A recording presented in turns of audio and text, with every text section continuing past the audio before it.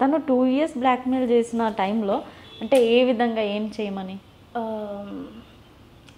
పెద్ద స్టోరీ ఉంది, పెద్ద టైం ఉంది.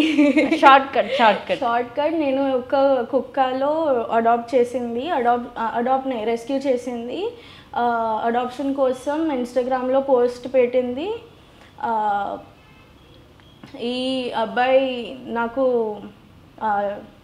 ఇమోషనల్ చేసిందికి he suicidal, he wants to suicide ఏవో, and he wants to adopt the puppy.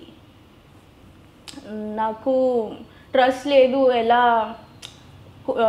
చిన్న కుక్క ఉంది కదా, నాకు ట్రస్ట్ లేదు. కానీ only one person was there to adopt. Street dog was there, right? So no one will adopt like that.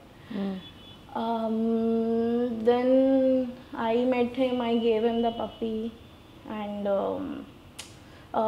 Maisamma కూడా area తెలుసు. ఈ ఏరియాలో నా కాలేజ్ ఉంది. ఈ అబ్బాయి కూడా ఈ ఏరియాలో స్టే చేసింది. సో కాలేజ్ తర్వాత నాకు కొంచెం అటాచ్మెంట్ ఉంది.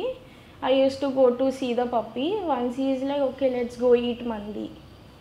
నాకు చికెన్ చాలా ఇష్టం. Now I stopped. ఓకే. కానీ కొంచెం నా బ్రాహ్మణ్ ఉంది కదా. Now I stopped. So we went, he took video. I'm like, okay, it's fine.